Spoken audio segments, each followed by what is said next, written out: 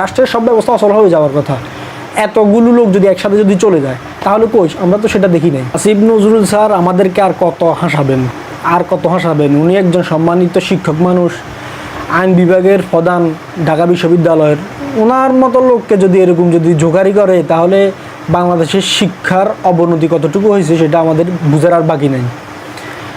আগেও তিনি বলেছিলেন শেখ হাসিনা সরকার থাকতে যে বাংলাদেশে নাকি 26 লক্ষ ভারতীয় লোক চাকরি করে, বাংলাদেশের বিভিন্ন রন্ধ্রে 26 লক্ষ লোক চাকরি করে, তাদেরকে চাকরির সুযোগ দিয়েছে শেখ হাসিনা সরকার। শেখ হাসিনা তাদেরকে চাকরির সুযোগ দিয়েছে কারণ ভারতের কথা মতো বাংলাদেশ সরকার অর্থাৎ শেখ হাসিনা সরকার চলতো। সেই জন্য ভারতের সাথে একটা সম্পর্ক রাখার জন্য ভারতের 26 লক্ষ মানুষকে এই জায়গায় চাকরি দিয়েছে, বিভিন্ন প্রশাসনিক বিভিন্ন জায়গায়, বিভিন্ন সচিবালয়, এই ধরনের জায়গাগুলোতে নাকি শেখ হাসিনা সরকার 26 লক্ষ ভারতীয়, 1 লক্ষ 2 লক্ষ আর 1000 2000 না, 26 লক্ষ, মানে ফিগারটা উনি যে বলেছেন 26 লক্ষ, উনি একবার দুবার কিন্তু চিন্তা করেন নাই, তিনি সরাসরি বলেছেন যে 26 লক্ষ মানুষকে চাকরি দিয়েছে শেখ হাসিনা, যেই মানুষগুলো ভারতীয়।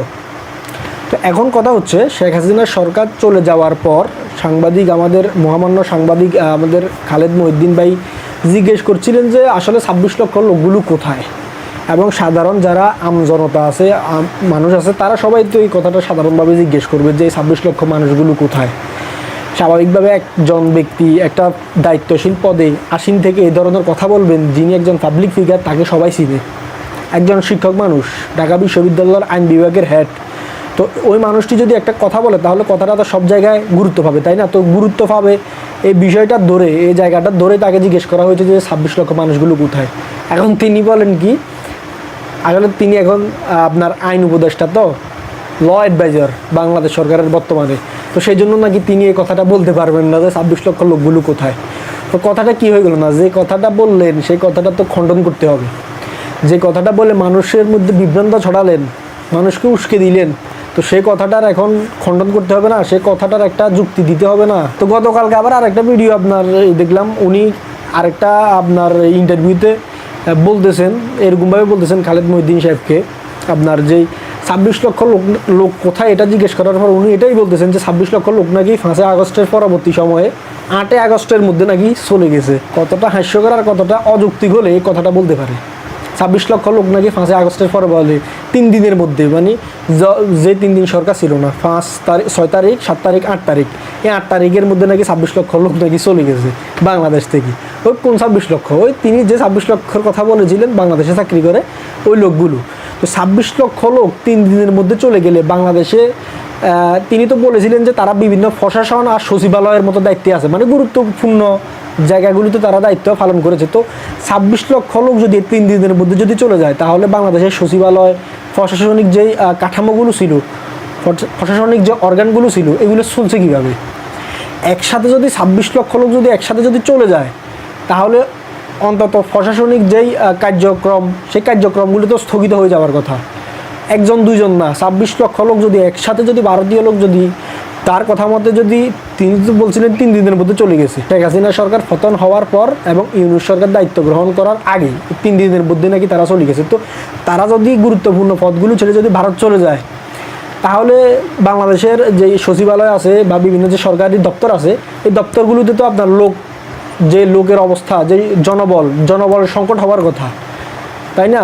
লোকবলের সংকট হওয়ার কথা। 26 লক্ষ লোক তো আর ছোটো মোটো ফিগার না, 26 লক্ষ লোক তো বড় ফিগার। তো এই লোকগুলো যদি একসাথে যদি চলে যায় তাহলে তো অনেক বিশাল একটা আপনার জনবলের যেই ঘাটতি, সেই ঘাটতিতে দেখা যাওয়ার কথা, পুরা আপনার ব্যবস্থা অচল হয়ে যাওয়ার কথা, রাষ্ট্রের সব ব্যবস্থা অচল হয়ে যাওয়ার কথা।